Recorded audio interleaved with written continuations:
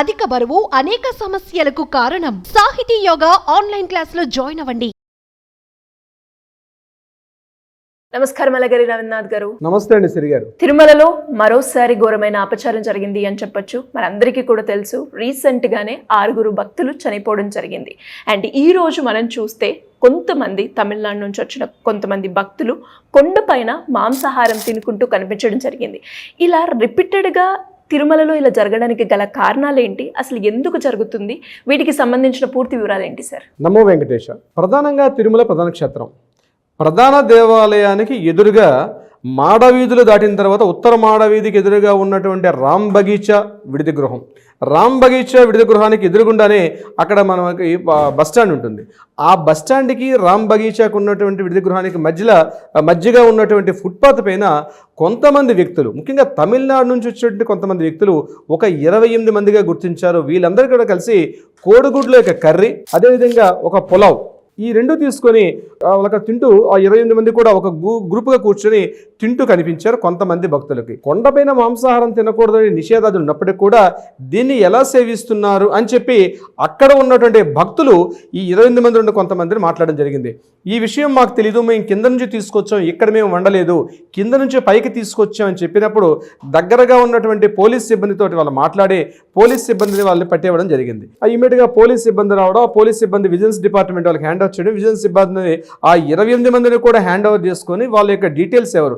అయితే ఇక్కడ ఇంట్రెస్టింగ్ విషయం ఏంటంటే వాళ్ళ 28 మంది కూడా అన్య మతస్థులు అని కన్ఫర్మేషన్ జరిగింది. అంటే హిందువులు కాదు, వాళ్ళందరూ కూడా హిందువులు కాని వ్యక్తులు కొండపైన వాళ్ళకి ఏమి అవసరం, అది కూడా వాళ్ళ కిందన చేసుకున్నటువంటి ఎగ్గ కర్రీ తీసుకొని, ఒక పులావ్ తీసుకొని, ఒక విహారయాత్రలాగా ఒక మూకుమ్మడిగా అందరూ కలిసి కొండపైకి వచ్చి అక్కడ ఒక ఎంటర్టైన్మెంట్ లాగా అందరూ కూర్చొని మనం ఎంతో పవిత్రంగా భావిస్తున్నటువంటి తిరుమల కొండపైన అత్యంత హేమైన పద్ధతిలో పబ్లిక్ ప్లేస్లో అందరూ కూడా కూర్చొని మరి దర్శనం అయిందా, వాళ్ళకి దర్శనం కాలేదండి, ఇంకా విజిలెన్స్ డిపార్ట్మెంట్ వాళ్ళు మాట్లాడుతున్నారు కాబట్టి మనకి మిగిలిన వివరాలు తెలిసే అవసరం అయితే ఉంది.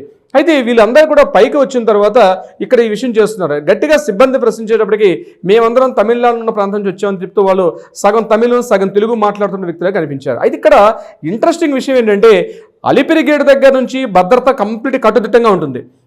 అలిపిరి గేట్ ఎప్పుడైతే మనకి అక్కడ గరుత్మంతుల వారి యొక్క స్టాచ్యూ ఉంటుందో అక్కడ అలిపిరి గేట్ ఎంటర్ అయ్యేటప్పటికే ఈవెన్ దో చాలా కట్టుదిట్టమైన భద్రతా ఏర్పాట్లు, విజిలెన్స్ డిపార్ట్మెంట్ చాలా పవర్ఫుల్గా పనిచేస్తున్నాం అని చెప్పి ప్రగల్భాలు పలుకుతున్నటువంటి టీటీడీ యొక్క యంత్రాంగం కావచ్చు, పోలీస్ సిబ్బంది కూడా కావచ్చు. అంటే కొండపైకి తిరుమల మనకి 7 కొండలు ఉంటుంది. ఆ 7 కొండల యొక్క క్షేత్రం మనకి విహార స్థలం కాదు, అక్కడ ఎన్నో నియమాలు ఉన్నాయి. అన్య మతస్థులు ప్రవేశించకూడదు, పాన్ గుట్కా ఈవెందో మెడలో వేసుకున్న లాకెట్స్ కూడా నాన్ హిందూ ఎవరు కూడా ప్రవేశించకూడదు. ఒకవేళ నాన్ హిందూ ప్రవేశిస్తే అక్కడ ఉన్నటువంటి డిక్లరేషన్ ఫామ్ ఇవన్నీ చాలా ప్రొసీడింగ్స్ ఉంటాయి. అటువంటిది ఎంత అంటే ఇక్కడ ఒక భద్రతా వైఫల్యం యొక్క డొల్లతనం బయటపడింది. అంటే ఎంత కట్టుదిట్టిన భద్రతా ఏర్పాట్లు, మనం పైకి వెళ్ళేటప్పుడు ఒక ఫ్యామిలీ వెళ్ళేటప్పుడు సుమారుగా అరగంట సేపు అక్కడ నిలిపి ఉంచి వాహనాలను తనిఖీ చేసుకుంటూ వెళ్తారు.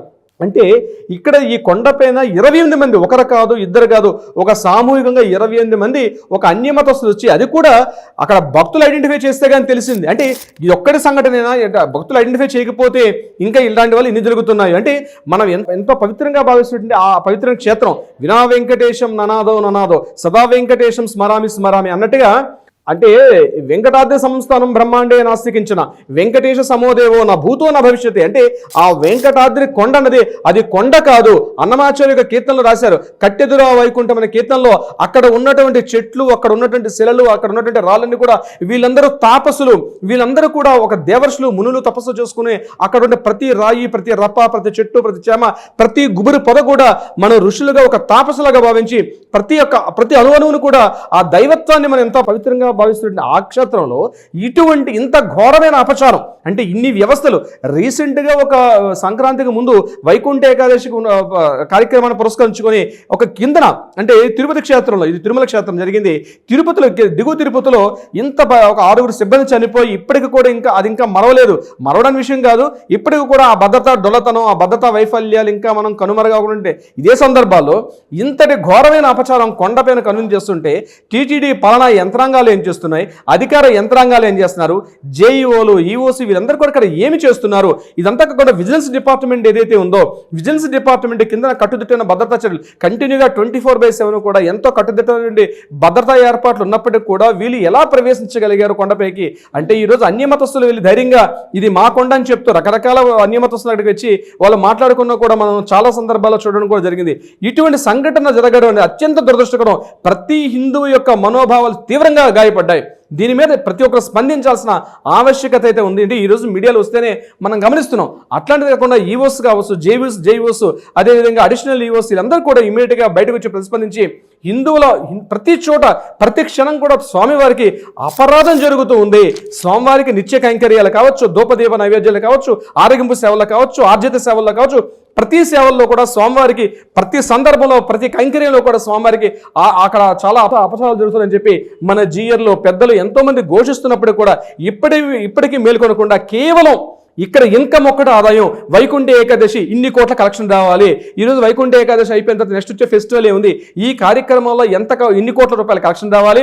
ఇక్కడ ఏం చేయాలి? ఆ ఒక కలెక్షన్ మీద ఒక బిజినెస్ సెంటర్ లాగా ఆలోచిస్తున్నారు తప్పించి ఇక్కడ నిజంగా భక్తులకు కావాల్సినటువంటి భద్రతా వైఫల్యాల్లో కొట్టొచ్చినట్టు కనిపిస్తున్నప్పుడు కూడా భక్తులకు కావాల్సిన కనీస సౌకర్యాలు కల్పిస్తున్నామా లేదా, తాగునీటి వసతి కల్పిస్తున్నామా లేదా, రోజు రోజుకి పెరుగుతున్న రద్దీని పురస్కరించుకొని అదనపు గదులు నిర్మించడం ఉందా లేదా, ఏ రకంగా చేస్తే బాగుంటుంది, ఈ యొక్క పబ్లిక్ ఏ రకంగా కంట్రోల్ చేస్తే బాగుంటుంది. ప్రతి ఒక్క సామాన్యుడు కూడా చెంగును ముడి వేసుకుంటాడు, మొక్కు కట్టుకుంటాడు. స్వామి నీ దగ్గరకు వస్తే నా కోరిక తీరితే నేను 7 కొండలు నడిచి వచ్చి నీ కొండని నేను చూస్తాను స్వామి అని చెప్పి కొంగున ముడి వేసుకుని ప్రతి రూపాయలను కూడా ఎంతో పవిత్రంగా చూసుకొని హుండీలో స్వామివారికి వేసినట్టు అనేక లక్షలాది కోట్లాది భక్తుల యొక్క మనోభావాల్లో ఈ రోజు టీటీడీ పాలనా యంత్రాంగం ఎంత డొల్లతనం కనిపించడం ఉంది.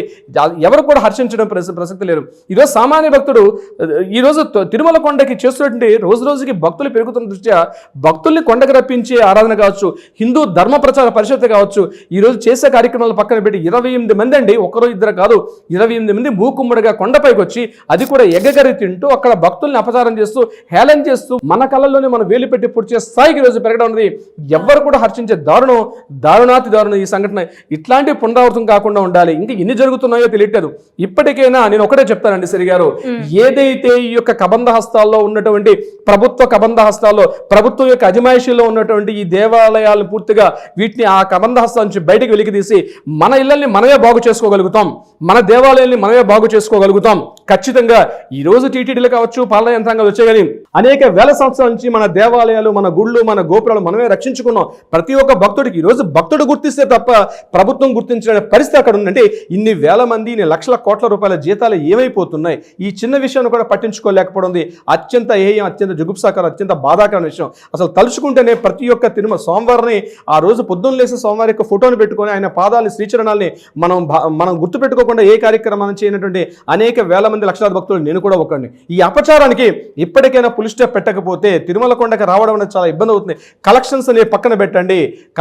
కలెక్షన్స్ కోట్ల ఇన్కమ్ మీద దృష్టిని పక్కకు మరల్చి కేవలం భక్తుల యొక్క విన్నపాలు, భక్తులకు కనీస వసతులు, కనీస సౌకర్యాల మీద దృష్టి పెడితే తిరుమల పవిత్ర స్థలంగా మన ముందు తరాలకు కూడా మనం అందింపజేసి ఏదైతే మన పూర్వీకుల నుంచి, మన పూర్వాచారాల దగ్గర నుంచి ఏదైతే సంస్కృతి సంప్రదాయాలు రామానుజాచార్యుల వారు ఏదైతే సంప్రదాయాన్ని ఇక్కడ నెలకొల్పారో, స్వామివారికి 4 మాడవీధులు ఎటువంటి ఆ తిరువిధి ఉత్సవాలు ఏ రకంగా చేస్తారో, ఆ ఉత్సవాలు ఆ రకంగా ఏదైతే మన ఆచార్యుల వారు ఏదైతే అక్కడ చేయడం జరిగిందో వాటిని కంటిన్యూటీ చేసి మన ముందు తరాలకు అందించాల్సిన బాధ్యత కూడా మన మీద ఉంది. కేవలం కలెక్షన్ ఒక్కటే దృష్టి పెట్టుకోవాల్సిన అవసరం లేదు. పాలనా యంత్రాంగం ఇప్పటికైనా మేల్కొని కనీసం మన హైందవ ఆచారాలను, మన హిందూ ధర్మ ప్రచార పరిషత్ ఇప్పటికైనా మేల్కొని చేస్తే ఇటువంటి అపచారాలు మరలా జరిగే అవకాశం ఉండదు. సిరిగారు ఎగ్జాక్ట్లీ సార్, మీరు చెప్పింది వాస్తవం. అండ్ మనం కూడా చూస్తూ ఉన్నాము రీసెంట్గా జరిగిన ఇష్యూ కావచ్చు, అండ్ మరలా ఇది రిపీట్ అయింది అంటే అక్కడ ఖచ్చితంగా విజిలెన్స్ యొక్క నిర్లక్ష్యం మనం చూస్తూ ఉన్నాం. ఇలాంటి ప్రధానంగా మరొక విషయం సిరిగారు, ఇటువంటి సంఘటన జరిగేటప్పుడు పలానా యంత్రాంగాలు ఏం చేస్తాయంటే ఇది మీరు చేశారో, పలానా వ్యక్తి చేశాడని చెప్పి ఎప్పుడైతే వార్తల్లో ఇది ప్రధాన శీర్షికలు ఎప్పుడైతే ఈ వార్త వస్తుందో ఇమీడియట్గా ఎవరో ఒకరిని బలిపశువుని చేసి సస్పెండ్ చేయడం, ఎక్స్ట్రా చేస్తారు. ఇది కాదు జరగాల్సింది. ఇక్కడ ఎవరో ఒకరు బలిపశువుని కాదు, ప్రతి ఒక్కరు మేము ఉన్నాం, మాది బాధ్యత అని ఎప్పుడైతే బాధ్యతను తీసుకునే రోజు వస్తుందో అప్పుడే మన తిరుమల క్షేత్రానికి పవిత్రంగా ప్రతి ఒక్కరు కొండపైకి వెళ్ళి ఆ 7 కొండల వాడిని దర్శించుకొని మన యొక్క మొక్కులు 7 కొండల వాడు, మన యొక్క పాపాలను తొలగించే వ్యక్తి వ్యక్తి, మన యొక్క కష్టం దూరం చేసే వ్యక్తిగా ప్రతి ఒక్కరిని కూడా ప్రార్థించుకొని ఈ క్షేత్రాన్ని మన ముందు తరాలకి భావితరాలకు కూడా అందించే బాధ్యత కూడా మన మీద ఉంటుంది. సిరి గారు, ఖచ్చితంగా సార్, మళ్ళీ ఇలాంటివి రిపీట్ కాకుండా ఉండాలని మనం కూడా కోరుకుందాం. Thank you sir, thank you so much. Thank you so much Siri గారు.